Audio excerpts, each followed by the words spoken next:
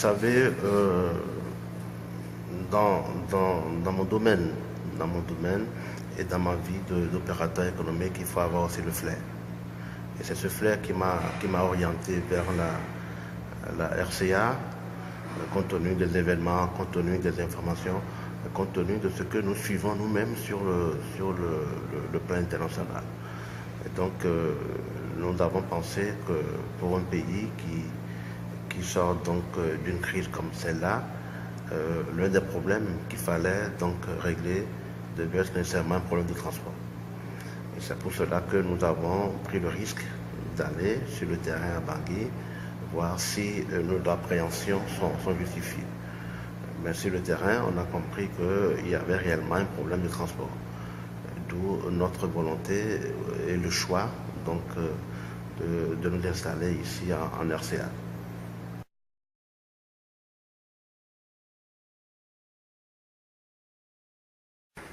Si vous nous voyez installés ici, c'est parce que nous avons le soutien donc, de la République. L'État centrafricain nous a accompagnés, nous a facilité donc, notre installation et nous a même inscrits au code des investissements.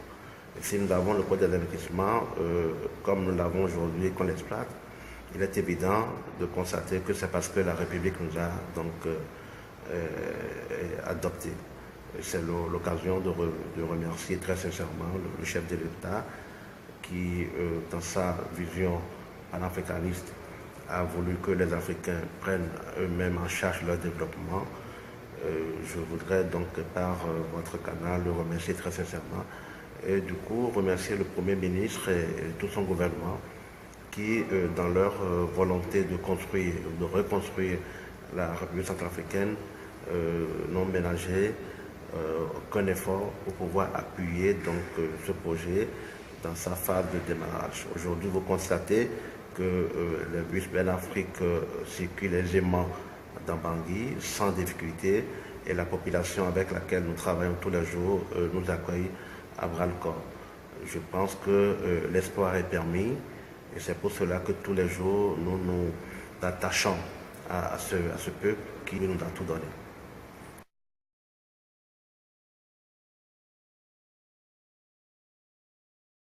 Ben-Afrique est installé dans la cour du ministère de l'équipement et des transports, un peu en face donc de la direction du fonds routier.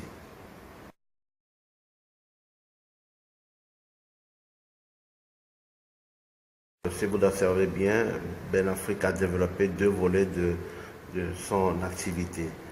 Il y a donc le volet transport urbain et le second volet, c'est l'aspect donc location. Donc nous avons un service location bus qui fonctionne très bien et qui s'est mis donc à la disposition de la population. Le chiffre d'affaires de Ben-Afrique est appuyé par le volet location bus qui à Bangui est très sollicité pour les sorties des élèves, des ONG, des missions catholiques, tout ça confondu.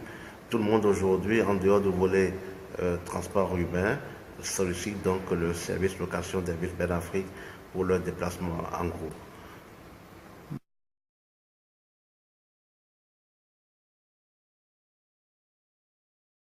Ben-Afrique aujourd'hui, c'est environ une soixantaine d'emplois créés, directs et indirects, ce qui pour nous participe activement à la vie socio-économique du pays. Nous apportons beaucoup au cordon douanier, au cordon fiscal, okay, ce qui fait qu'il est très important de continuer à coopérer avec Ben-Afrique.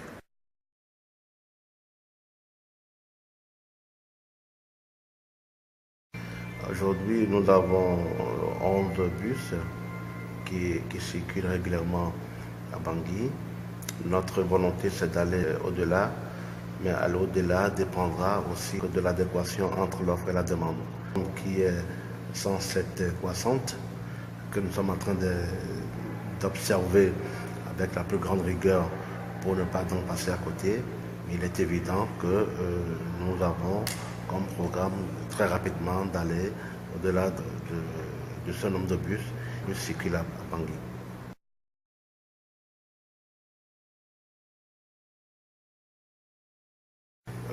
l'instant, ce n'est pas au programme parce qu'il faut l'avouer, le risque pays est grand.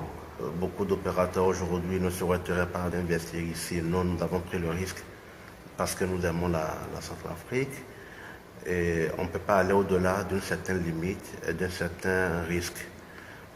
Vous dire que nous allons, disons, reconduire les heures d'arrêt des bus tard dans la nuit serait donc pas possible. Il n'est pas question pour nous aujourd'hui d'aller au-delà d'une certaine heure dans la nuit, ce qui pour nous n'est même pas sécurisant pour nous-mêmes opérateurs, même pour la population. Pour l'instant, la situation n'est pas encore au niveau où nous pouvons prendre le risque d'aller à une certaine heure dans la nuit.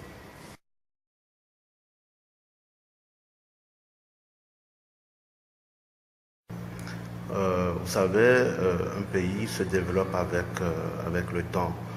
Ce type de développement ne peut se construire que sur dans les avancées que nous avons aujourd'hui.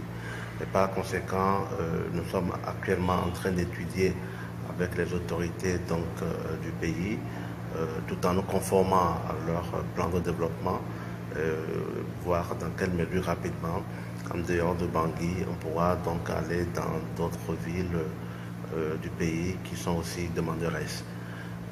Le transport urbain n'est pas une chose facile, c'est une industrie qui nécessite beaucoup de moyens et c'est ce que nous sommes envie de faire pour pouvoir aller donc dans ce sens-là.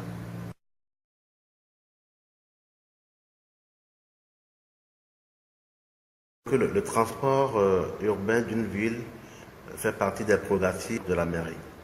Donc, il appartient à la mairie de s'occuper du déplacement de ces administrés. Mais généralement, les mairies n'ayant pas, en Afrique, les mairies n'ayant pas les moyens de financer ces genres d'activités, vont généralement chercher des privés avec lesquels les mairies se mettent donc en convention. Et donc, la seule structure qui puisse autoriser le transport urbain d'une ville n'est que la mairie. D'où la convention que nous avons signée avec la mairie de Bangui, d'où notre proximité avec la mairie de Bangui. Ben Afrique est une société à 100% privée, dans laquelle la mairie n'a pas investi. La mairie n'a fait que donner l'autorisation à Ben Afrique pour pouvoir exploiter donc son périmètre, c'est-à-dire le périmètre de Bangui, dont la mairie donc, est propriétaire. Prenez que Ben Afrique est une société à 100% privée, ni l'État centrafricain, ni la mairie de Bangui n'ont pas donc investi dans le capital de Ben Afrique.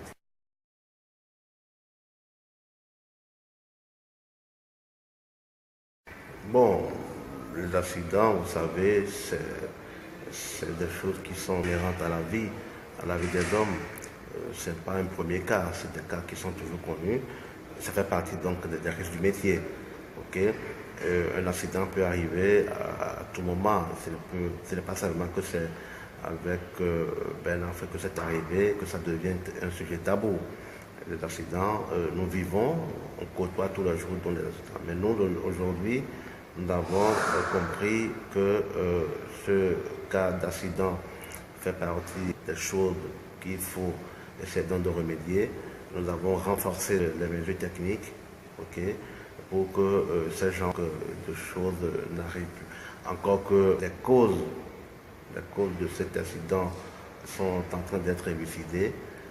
Nous ne voulons qu'à l'étape actuelle incriminer personne.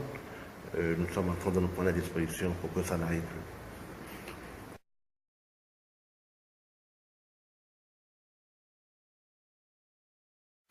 Bon, Ben Afrique a pour vocation d'élargir son champ d'action. Vous savez, la RCA pour nous représente un hub économique.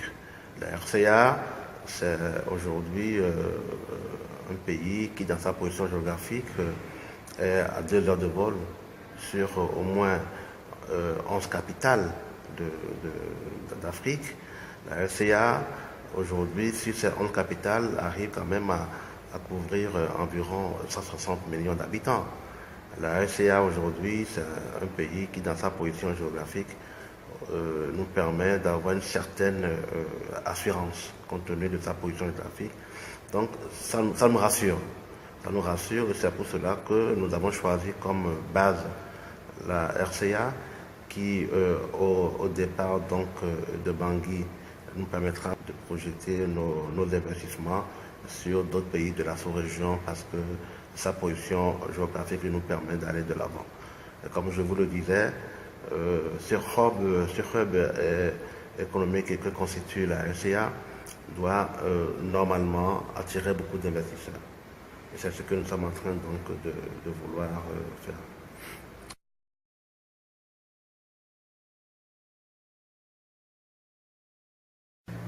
Le bilan à mi-parcours que nous appelons généralement bilan à 100 jours d'activité est pour nous un bon bilan. Aujourd'hui, on peut constater qu'à 100 jours d'exploitation, Ben Afrique à Bangui a transporté environ 500 000 passagers. Ce qui pour nous est un exploit dans un pays où l'activité de transport urbain n'a plus existé depuis un certain moment. C'est fort de cela que nous avons donc choisi de venir ici à Bangui parce qu'il y avait donc un vide qu'il fallait donc combler. Nos attentes aujourd'hui sont comblées. Nous avons pris le pari de régler le problème de la mobilité urbaine dans la ville de Bangui. Aujourd'hui, nous y arrivons tout doucement.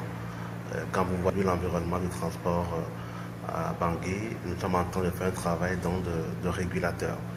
Les chiffres sont là, sont parlants, et on peut donc se sentir très à l'aise d'avoir réglé un problème d'ordre social.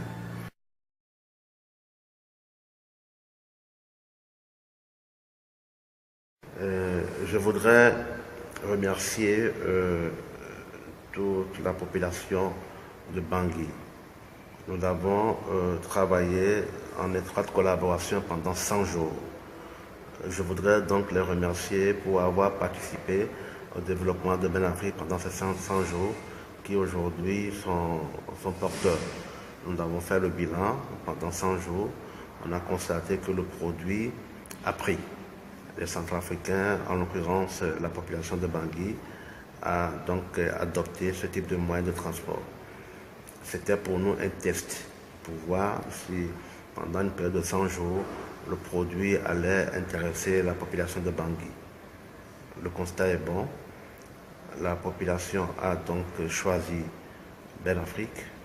Ben Afrique remercie donc par ma voix toute cette population qui nous accompagne jusque-là. Et pour nous, c'est un exploit. Nous promettons faire mieux pour que tout le pays, dans un futur proche ou lointain, que tout le pays soit couvert par les services de Ben Afrique.